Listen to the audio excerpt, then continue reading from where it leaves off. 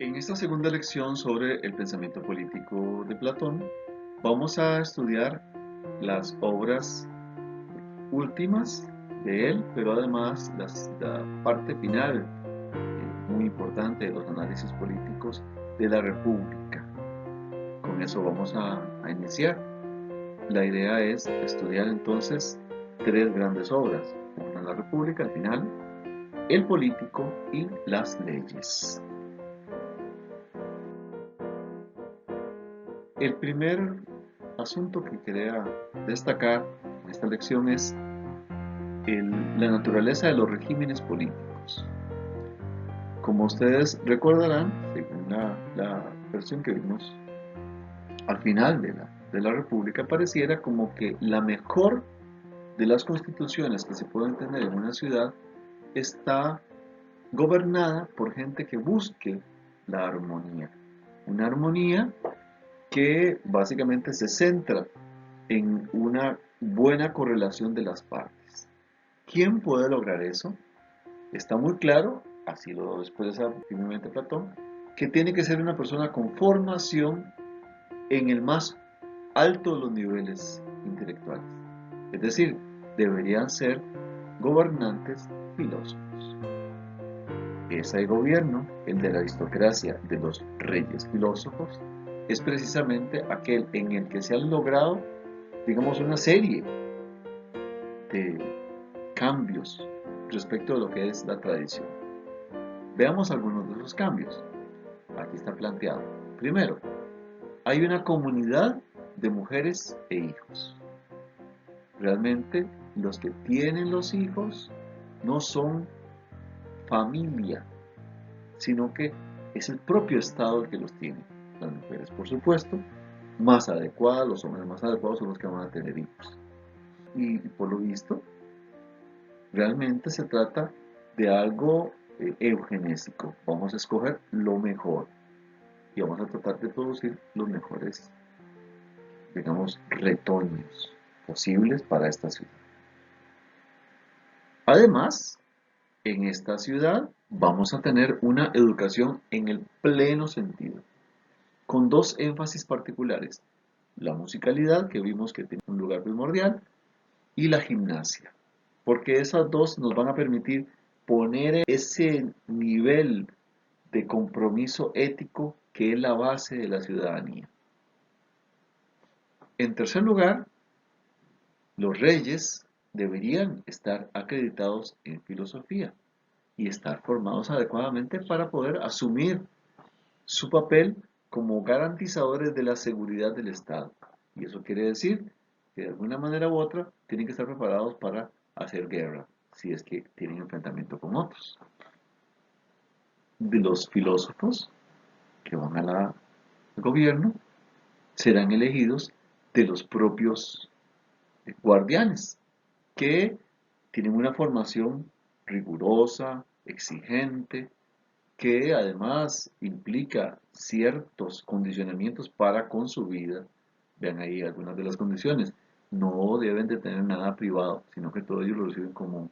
Hasta la manera en que comen. Imagínense que reciben del pueblo como salario su alimento. O sea que los guardianes no es que constituyan una raza especialmente favorecida. Bueno, de entre ellos salen los gobernantes. Hay que añadir algunas otras cosas. Específicamente, quizá la más atractiva de todas es que resulta que las mujeres empiezan a tener un lugar primordial, porque resulta que las mujeres pueden ser guardianas, pueden ser parte del ejército. Ese es un cambio sustancial respecto a la tradición, un cambio que haría que también las mujeres puedan ser gobernantes. Si añadimos otros aspectos curiosos, hay que decir que la formación, digamos, filosófica incluye elementos de matemática, incluye elementos de física, incluye elementos de toda clase que podríamos suponer para una formación integral, pero con énfasis en lo intelectivo. ¿Por qué? Porque los gobernantes serán precisamente el fruto de ese proceso. Una mala formación desde el principio, entonces es posible que nos lleve a buen resultado. Pero ese mundo ideal de gobernantes filósofos, muy intelectuales, pero sabidos, venidos de la formación como guardianes y por lo tanto muy forjados con el esfuerzo de la valentía, y luego de la inteligencia, forjados además con varios niveles intelectivos, entre ellos la formación rigurosa en cosmología, en armonía, en cuestiones que tienen que ver con las matemáticas básicas, etcétera, etcétera, etcétera. Una formación así nos asegura un gobernante adecuado. Pero resulta que no es tal. Al final de cuentas, empiezan a corromperse en algún momento. El mejor de los estados, que es este estado así, hay que verlo como, digamos, un momento posible de perfección. Un gobierno perfecto casi siempre deja lugar a subsiguientes gobiernos imperfectos. ¿Cuáles han sido gobiernos imperfectos? Bueno, típicamente, por ejemplo, el gobierno timocrático de Creta. Es una forma de gobierno inadecuada, donde todo lo central está precisamente en los guardianes. Eso también pasa en Esparta. Les sobra, sabemos que los grandes gobiernos de ahí, y por supuesto los grandes héroes, todos eran militares. Ni se diga la oligarquía, la democracia, la tiranía, que son gobiernos que han aparecido en distintos momentos en ciudades diversas de Grecia. ¿Y por qué la democracia? Si la democracia era la mejor de las formas de gobierno que pudo tener Atenas. Para Platón eso no fue así. Veamos a ver cuáles son las razones de esta depreciación, de esta degeneración del gobierno. Bueno, en primer lugar, hay un mito con el que Platón pretende explicar este asunto. Es el famoso discurso de las musas. Resulta que cuando decimos el más perfecto de los gobiernos, estamos hablando del gobierno de los filósofos, más alto, ¿verdad?, de los niveles. Ahí todo se cumple con un nivel de perfección matemática ejemplar. Se cumple además un riguroso seguimiento del movimiento del astral. ¿Para qué? Para que, por ejemplo, la reproducción de los niños y demás se dé de la forma más adecuada. Esto se mantiene por un tiempo, es lo esperable. Pero de pronto es muy posible que se empiecen a generar, y eso hay que verlo, hay que pensarlo, generar relaciones inadecuadas. ¿Por qué? Porque de pronto es posible que se generen relaciones sexuales en momentos no propicios y nazcan niños que no están favorecidos ni por la naturaleza ni por la suerte. ¿Qué implica esto? Pues básicamente que nacen niños que, digamos, abren el portillo a una depreciación, a una pérdida, sobre todo de compromiso con la ciudad. Y lo primero que ocurre es que cuando llegan los gobernantes, que son más o menos estos hijos, que son posibles, recuerden una fórmula muy importante en Platón: los gobernantes de una república no duran más de un año. Y entonces eso significa que aunque son filósofos y puede ser lo más grande, sin embargo son de breves temporadas. Por eso es que se piensan muchos niños formándose para esto. Bueno, cuando están los menos capacitados en ese proceso, resulta que lo primero que ocurre es que ellos no están tan formados en lo básico, que es en lo que llamamos la paideía, la educación, sobre todo relacionado con las musas, con las artes. Por eso se habla del discurso de las musas. Y además se descuida la parte gimnástica. Este posible descuido hace que haya una mezcla inadecuada entre las clases y se empieza a generar un cierto caos. Estamos hablando de que, repito, estaba inicialmente el gobierno perfecto, que es el gobierno de los filósofos, y en este gobierno empieza a darse esa nueva generación, no perversa, pero digamos de inferior calidad, de menos cuidado en su formación y en consecuencia abandonan, digamos, lo propio de, de las musas, ese amor a la formación integral. Fruto de ese proceso es este régimen que le llamamos timocracia. Timos tiene que ver, recuerden que eso lo habíamos visto, pero vamos a insistirlo, con lo pasional. Es el gobierno típicamente de los militares. ¿Qué pasa con la timocracia? Bueno, la timocracia está gobernada por dirigentes que uno puede llamar fogosos, irascibles y por lo tanto un poquito más simples y menos sabios. ¿Qué significa la falta de sabiduría? Básicamente porque la formación se descuidó. Recuerden que ya no quieren igual las musas, no las aprecian de la misma manera. Y como esta gente está acostumbrada a vivir pensando en la defensa o en el ataque, viven en guerra permanente. Y esa guerra permanente hace que pues haya que pagarla. Y entonces se inclinan a la búsqueda de las riquezas y a determinados placeres. Y no lo mismo el aprecio por la música y el aprecio por la filosofía. Recuerden que música tiene que ver con la formación en el amplio campo de las artes. Y aquellas artes sobre todo que fundamentan luego el sentido humanístico que está detrás de esta visión de Platón, que está enfáticamente puesto en lo ético y una formación de una ciudadanía dócil a el gobierno, dócil a esta constitución perfectísima que estamos tratando de pensar. Bueno, pero entonces en esta democracia, ¿qué es lo que se quiere? ¿Qué es lo que se desea más? Pues ser poderoso. Y ojalá imponerse. Y al final, después de ser poderoso, a que a todo el mundo lo quiera uno, ser venerado. A esto hay que añadir una cosa que es muy importante. Al gobierno mejor, le decíamos cuál es el tipo de gobernante, el filósofo.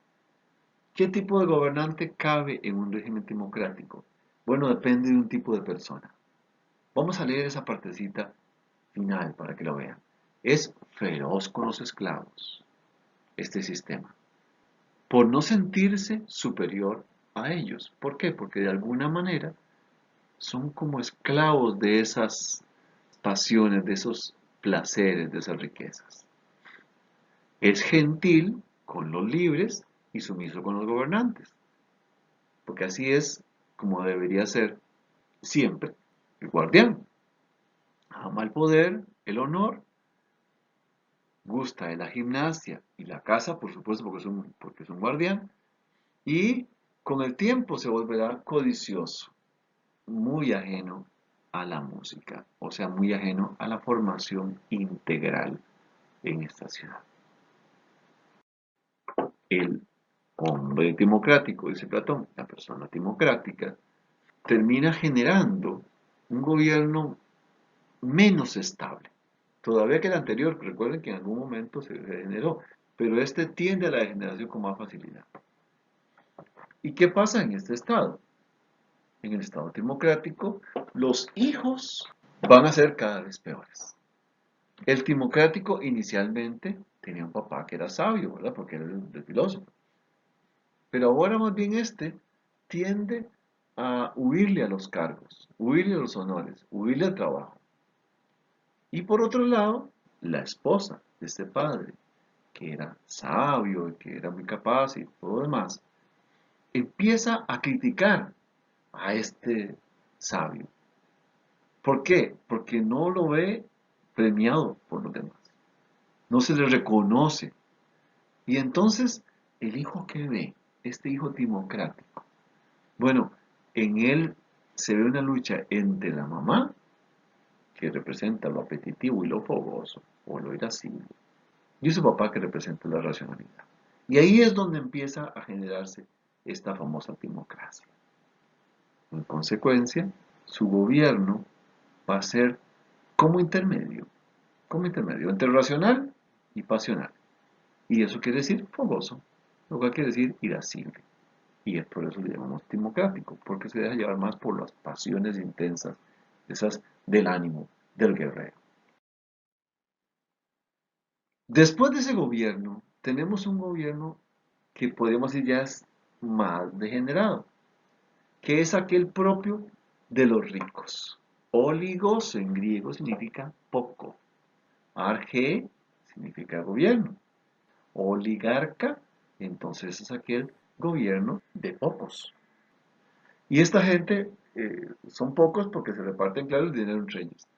¿Qué es lo típico de estos gobernantes? Pues que ganan el dinero, buscan cómo gastarlo y además tienden a la corrupción. ¿Por qué? Porque la excelencia moral, la bondad que se esperaba de todo buen gobernante, eso se pierde. En el estado oligárquico hay un problema tienen los oligarcas siempre, y es que los pobres no están contentos. ¿Qué significa eso? Paulatinamente se empiezan a conspirar contra el oligarca. Pero ¿qué implica esta conspiración? Este ataque de los unos al otro, que el otro también empieza a atacarlos a ellos y desconfía de sus conciudadanos porque los ve como enemigos. Ese paso fundamental de enfrentamiento social es quizás el que hace que este gobierno sea tan altamente problemático. Por supuesto, los pobres son muchos y también son un poco el fruto de esto. Ellos mismos han terminado derrochando porque empezaron a amar también el dinero. Y si todo el mundo ama el dinero, pues hay que sacárselo a alguien. Y ese alguien, si es el líder de una ciudad, pues deben ser los más necesitados. No queda más remedio. Esa fórmula entonces es la que hace que la oligarquía sea tan difícil, tan complicada, tan degenerada. Y en este contexto aparecen dos grupos sociales muy particulares. Uno lo que llamamos zánganos, sin aguijón, y después zánganos con aguijón. Los zánganos sin aguijón son los mendigos, andan pidiendo, pidiendo, pero no molestan. Y los zánganos con aguijón son aquellos que son salteadores, ladrones, los que profanan los templos, ¿verdad? Y este grupo aparece aquí, pululando. Ya no solo hay pobres, sino que aparecen aquellos que están viendo a ver cómo sacan dentro de su pobreza algo, sea por robar o sea simplemente por pedir. El hombre oligárquico es el fruto de una degeneración del timocrático, evidentemente. El timocrático, recuerden que no amaba el conocimiento, pero por lo menos era valeroso. Y amaba el honor. Y dice Platón, bueno, este hombre timocrático empieza a enfrentarse con tribunales. ¿Por qué? Porque posiblemente empiezan los enfrentamientos sociales. Y se ve, digamos, enfrentado a una situación difícil, porque posiblemente lo van a condenar. Y lo condenan perdiendo todo. En cuentas, perdiendo su fortuna. Porque claro, este se había propiciado como un gobernante que busca muchos honores, que busca dinero, recuerden que eso es clave. Y tiene que apropiarse de otros. Bueno, ese es el hombre democrático. Y el hijo de él, el que es oligárquico, entiende claramente que la razón de su vida es el dinero. Y además, es que esa cosa del honor que tenía el papá, pues no merece la pena. Entonces, literalmente, la parte apetitiva, la que intentábamos contener de alguna manera u otra, esa parte empieza a ganar poder y se impone a la racionalidad y se impone también a la propia fogosidad, a la irascibilidad. Bueno, ¿cuáles son las mejores características de ese oligárquico? Es trabajador, eso sí, pero avaro. Y eso quiere decir porque no quiere perder como su papá la fortuna. Y además ahorra parte del asunto de la avaricia. Un ahorrador porque ama y adora ese dinero. Y además del poder, pero sobre todo ese dinero. En consecuencia, si vemos en términos sociales, este no le va a preocupar, mientras esté gobernando, por los servicios públicos, ni tampoco la educación, porque eso es una cosa indiferente. Lo que importa es tener plata. Algo así como lo que algunas personas piensan que debe ser nuestro estado actual. Después de la oligarquía, queda un gobierno todavía peor, la democracia. La democracia, alguna vez la habíamos hablado, pero demos, recuerda que era como distrito, algunos dicen pueblo, es el gobierno de los distritos, el gobierno de todas las partes. ¿Qué pasa cuando estamos en plena oligarquía?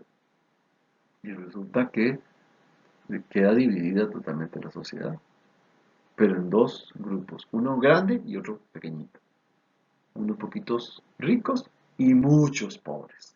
La consecuencia inmediata es que los pobres empiezan a ver a los ricos con ojos de avaricia y empiezan a ver cómo toman el gobierno. Y entonces ese es el paso fundamental a decir, vamos a ser todos aquí iguales y libres. Y empiezan a hacer, un primer paso fundamental es que empiezan a decidir que los magistrados, los gobernantes que de determinados sectores, los que están jefeando la operación o la guerra o eso, que esos los defina la lotería. Que cada uno haga lo que puede según lo que quiere y le parece más adecuado. Entonces, es un estado perfectamente libre, muy libre. Libres hasta para hacer, libres para decir, pero consecuencia de la libertad es que no nos preocupa la formación en libertad. De esta manera, cualquiera puede llegar a ser gobernante, dictador de cosas. Por ejemplo, podría haber un encargado de la cuestión judicial que no tenga ninguna formación, que no tenga ningún interés, si quieren eso. Pero ahí le tocó. Y por supuesto, la democracia entonces es un gobierno de puro sorteo, de pura suerte. Y si a usted le tocó, pues allá usted, verá usted cómo lo resolverá. Así que cada uno haga lo que le parezca más adecuado. Por eso para Platón, este es el peor de los hasta ahora gobiernos, porque es un gobierno en una libertad tal que se vuelve caótica. Estando en libertad, una libertad tan plena como esta, se genera una falsa ilusión de bienestar. Realmente la libertad que constituye la democracia es una falsa ilusión de poder. Es una mentira, clarísima. Además, la gente, incluyendo por supuesto los mejores, no están obligados a tomar cargos públicos. En consecuencia, posiblemente nos estamos perdiendo de gente que sea adecuada para que nos lidere y no lo hacen porque sencillamente no les interesa. Y además, hablemos de la guerra. Recuerden que los ciudadanos griegos siempre estaban llamados a hacer guerra cuando hiciera falta. Si usted está en este grado de libertad, usted puede pedirle a alguien que vaya a la guerra. Imposible. Eso no tiene sentido. La guerra es algo gratuito que, no, eso no va conmigo. Y por lo tanto este estado va en picada, clarísimo. Recuerda que tenemos zánganos hace un rato, que eran ladrones y esto. Bueno, esta sociedad nueva, esta sociedad llena de libertad, de la democracia, lo que produce son un montón de delincuentes y un montón de traidores. La gente incluso estando en la cárcel puede salirse, pero ¿por qué lo van a obligar si el sistema permite la libertad? Entonces por eso es que a Platón este régimen le parece fatal.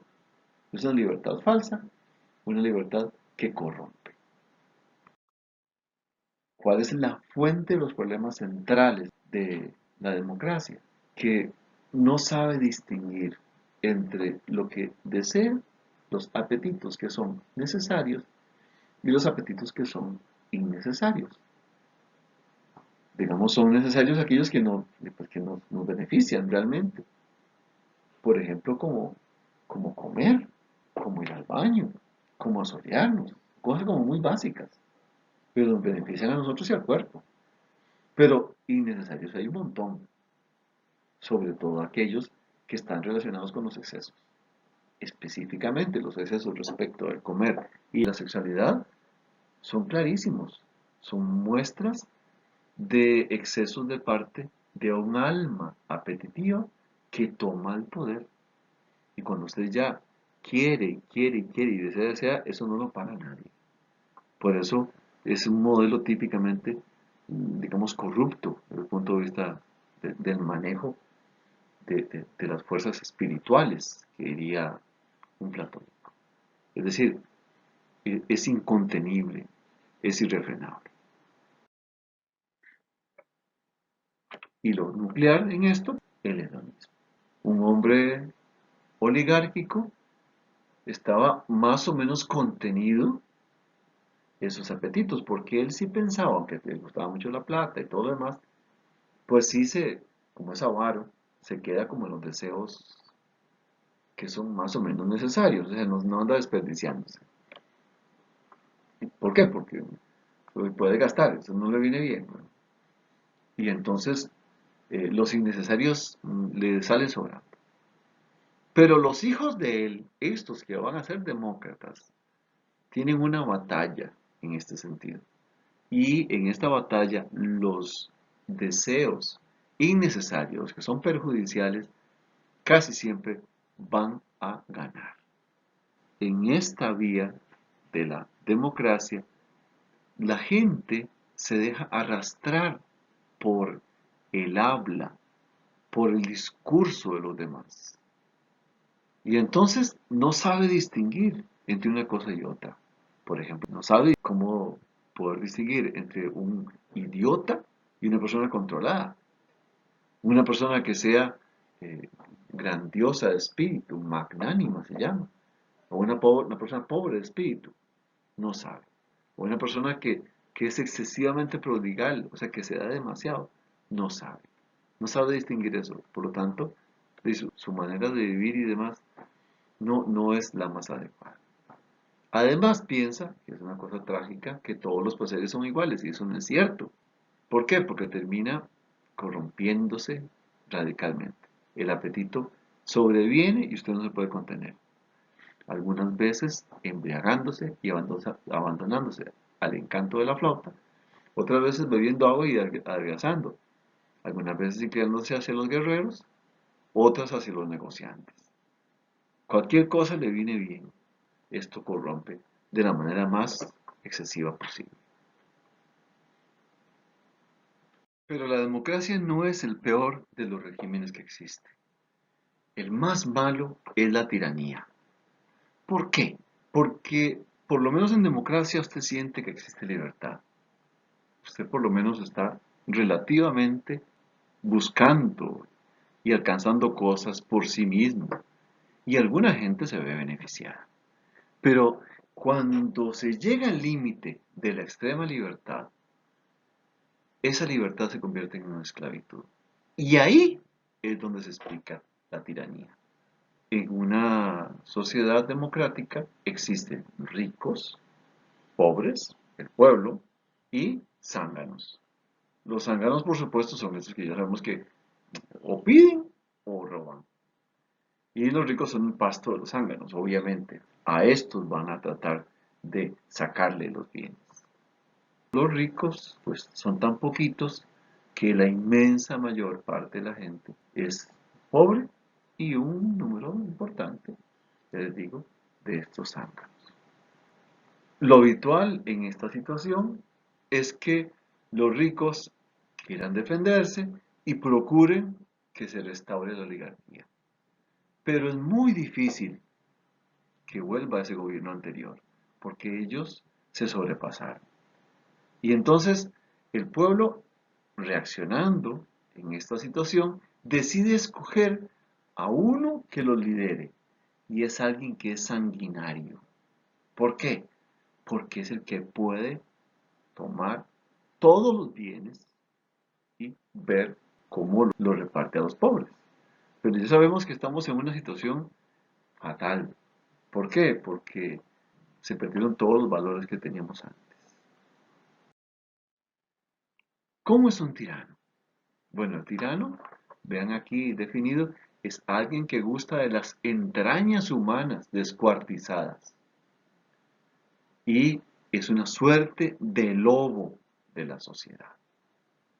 ¿Qué es lo que hace? Ya sabemos que el pueblo, que es lo mayoritario, que son los pobres, que lo eligió, lo llevó al poder, resulta que, pues, en lugar de verse favorecido ese pueblo, este tirano lo doblega, reparte las tierras más o menos como le viene bien, destierra a los que le hagan sombra y mata a todos los que sea necesario.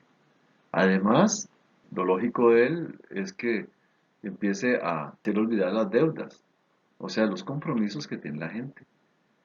Los ricos que están ahí todavía intentan defenderse, porque ellos son los que tienen los bienes y demás, intentan ejecutarlo, desterrarlo, asesinarlo, pero es muy difícil, ¿no? Porque este es muy poderoso. El tirano, en esta situación, entonces se convierte en una suerte de custodio del Estado, pero es un custodio que mira para sí mismo. Y en esta situación los ricos se saben minoría y se ven como enemigos del pueblo y dejan de alguna manera que las cosas se vayan por su propio cauce y tratan ellos de huir de la situación. Mientras tanto, ese tirano sonríe, promete, libera algunas deudas, reparte tierras, se hace amable, parece que es buena gente, sube impuestos y obliga a todo el mundo, especialmente a los más pobres, a trabajar para él, con el agravante de que aquel que no quiera se entenderá que es un conspirador y por lo tanto va a morir pronto. El final terrible de la tiranía es una suerte de purificación. Vamos a ver un pueblo que va a tratar de matarlo. Va a ser una suerte de parricidio. Va a matar a su padre, que el gobernante debe ser un padre. Y entonces, en esta situación, realmente el Estado se ha vuelto un conjunto de mediocres que viven en desgracia y ya es demasiado tarde para resolver. Lo primero que hacen casi siempre es eliminar a los sabios, a los más valientes y por supuesto a los más ricos, en el supuesto de que los pobres van a venir a solventar la situación, cuando se sabe que no han tenido formación adecuada para eso y por lo tanto es una situación catastrófica y muere sin duda lo mejor que tenía el Estado. Como hemos visto, entonces, según la República, cuando se ve el inicio de la degeneración del Estado, la corrupción va a ser posiblemente máxima y la situación va a ser insostenible. Pues bien, ante esta visión tan trágica, dirá uno, bueno, ya está, se nos acabó hasta la utopía.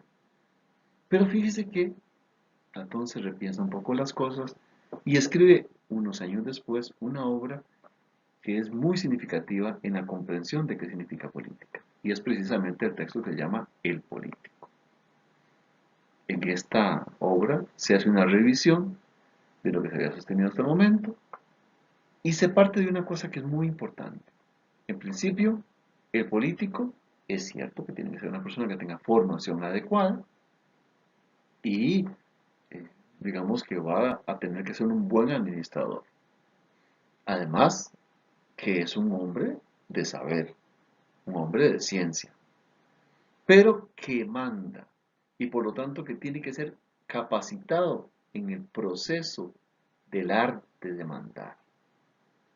Y para eso uno tiene que aprender de alguna manera que no siempre las cosas están predispuestas de manera adecuada, de forma adecuada. Y por lo tanto, no es que tengamos leyes seguras. Por eso, este gobernante va a tener que aprender a dirigir con o sin leyes escritas. Y quizás por eso dirigir con cierto grado de prudencia, sensatez, cosa que no es fácil. No es fácil, sobre todo en determinadas situaciones caóticas de los estados.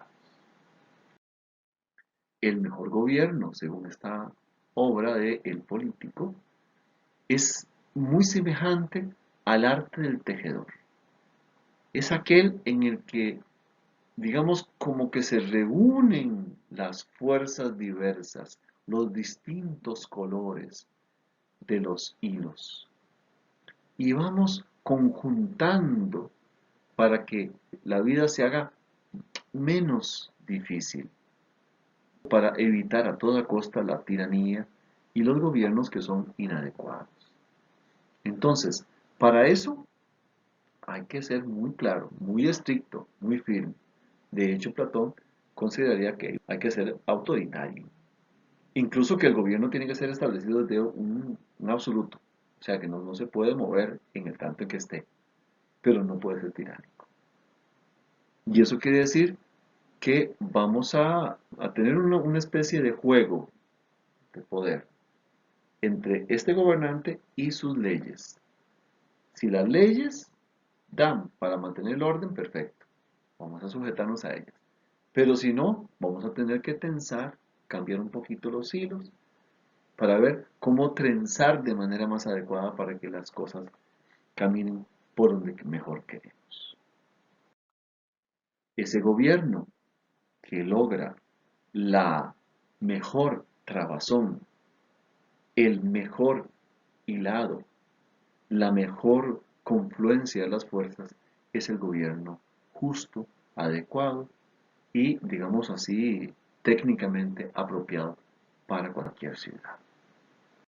Para culminar nuestro repaso de las obras políticas de Platón, veamos algunos elementos de las leyes, muy poquitos porque se trata de una obra inmensa, y la última obra de Platón, la que le dio posiblemente más trabajo al final de sus días. Hay que decir que posiblemente no la culminó. Nosotros tenemos de esta obra 12 libros y quizás hacen falta de ciertos desarrollos al final, sobre todo en lo que tiene que ver con lo administrativo del poder. Platón en esta obra destaca una cosa que es muy importante. En primer lugar, reconoce con el político que la realidad de lo histórico, la realidad puede cambiar. Que usted puede tener las mejores leyes, que esto puede cambiar y complicarse. Que usted puede tener un buen gobernante y a lo mejor tiene que aprender a socar, a aflojar, ¿verdad? Pensar un poquito la situación un poquito más, de manera más fuerte. Pero sí se sostiene bajo un principio fundamental que va un poquito más allá del político. Recuerde que el político siempre suponemos que es un gobernante que tiene cerca la ley, pero que puede darse algunas libertades. En cambio, aquí se trata de un sistema bien fundado, de una ley que es muy razonable, que está abierta a la diferencia y que reconoce un principio fundamental. La gente está cargada de pasiones, cargada de problemas y por lo tanto necesita estar regulada, necesita estar mejor educada. Y para eso, la ley tiene que plantarse como un elemento fundamentador de la vida individual y la vida colectiva, en el plano ético y en el plano comunitario. Ético en el sentido individual y ético en el sentido comunitario. Entonces, aquí vamos a tratar de hacer que la gente se dirija hacia lo más recto, lo más adecuado, a sabiendas de que va a tender a corromperse. Pero nosotros vamos a tratar de hacer, digamos, la mejor de las fórmulas, atendiendo a eso, a una racionalidad lo mejor y más estable posible. Para esto, en esta ciudad pesan de manera particular los cálculos matemáticos, las proporciones más perfectas. ¿Por qué? Lo que se trata de buscar es igualar en la medida de lo posible. Y eso quiere decir, vamos a tratar de hacer que la vida en esta comunidad sea lo más armónica posible, lo más proporcional, de acuerdo a con las posibilidades de cada uno y a lo que en sentido comunitario podemos construir. Eso quiere decir que vamos a poner un énfasis en la virtud, un énfasis en el bien, pero a sabiendas de que esto es medible y tiene que ser calculable. Y fíjese que una cosa muy interesante que se propone en las leyes es precisamente redefinir algunos conceptos muy básicos. Por ejemplo, ¿cuántos habitantes tenemos que tener? ¿Cuánto puede extenderse la ciudad? ¿Quiénes son los posibles miembros de esta comunidad? Y en general, vamos a tener que repensar cómo construir una comunidad que sea efectivamente realizable. Esta ciudad se llamaría Magnesia. No dice exactamente así, pero él dice la ciudad de los magnesios. Es una ciudad la mejor que podíamos construir, dadas las condiciones que tenemos históricas en Grecia. Veamos algunos de los elementos que desarrolla en el libro. En primer lugar, está claro por qué se promulgan las leyes, por qué es indispensable, porque no es fácil conseguir gobernantes, porque aunque tengamos gobernantes muy buenos, es posible que se corrompa. Entonces va a ser la base va a ser las leyes. En segundo lugar, vamos a trabajar mucho la parte educativa. Recuerden que en Platón es fundamental que usted llegue a regular de alguna manera las partes más difíciles, que sobre todo están relacionadas con la parte anímica apetitiva, la parte incluso pasional, cómo regularla, cómo contenerla. Para eso es la música, para eso es hacer ejercicios. Promociona aquí el desarrollo, por ejemplo, de formación musical en todos los niveles de edad. Y se trata precisamente de ver cómo la gente logra contenerse un poquitito, sobre todo aprender a moderarse. Después trata temas más bien que tienen que ver con el desarrollo del Estado, porque los estados tienden a decaer, cuáles son los mejores estados. Él, por ejemplo, pone como prototipo a los egipcios, sí, porque son una gente que han mantenido mucho más tiempo su gobierno. Luego habla de cómo se va a fundar el Estado. Por señalarles un detalle curioso, dice que ese Estado va a estar en Creta y va a tener ciudadanos de muy distintas partes, en la medida en que acepten ser parte. Pero el total de familias posibles no supera las 5040. Es un número perfecto, es un número muy divisible por 1, 2, 3, 4, 5, 6, 7, 8, 9, 10 y hasta 12. Entonces podemos dividir todas las cargos, magistraturas, eso, según los números muy perfectos. El libro sexto trabaja las distintas magistraturas, que sean como los ministerios. Después el libro séptimo insiste en cómo se deben enseñar las leyes, en particular cómo se debe formar los apetitos de la gente. Y subsiguientemente habla de la vida de la comunidad. Específicamente Platón es cuidadoso en insistir en que la gente tiene que ser creyente y que la fe es como una base. ¿Por qué? Porque es más regulable con esto, porque es más contenible con esto. Incluso él desarrolló un código penal. Este código tiene muchos detalles y entre otras cosas destaca, por ejemplo, que hay delitos contra el Estado o contra la religión o contra personas que deben ser penados y con muerte si es del caso. El libro 11 habla sobre lo comercial, las relaciones civiles, cómo se administra el Estado y finalmente habla de un asunto que es muy interesante que es el consejo nocturno, que son unos ancianos que van a estar viendo, regulando lo que tenemos como comunidad. Estas leyes, este sistema que está, digamos, muy amarrado, muy sostenido, estas leyes tienen un sentido, digamos, bastante práctico. De hecho, algunos de los seguidores de Platón pensaron que era posible construir un estado así, un estado que de alguna manera fuera el mejor de los posibles. Pero ni siquiera los neoplatónicos que se lo creyeron casi a rajatabla lograron hacerlo realidad. Platón político, Platón que piensa la vida comunitaria, es uno que cree que es indispensable que todos nos sintamos comprometidos con una comunidad, que todos nos sintamos parte del sistema político, que todos seamos de alguna manera políticos. Esta es una vida que hará que tenga sentido la comunidad, pero la propia vida moral de todos. En esta vía, Gorgias nos enseñó cómo pensar la moralidad de una comunidad. La República nos enseñó cómo formar gobernantes y cuáles son los mejores.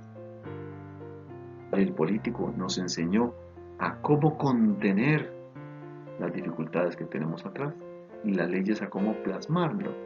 en un sistema constitucional firme, fuerte, contundente.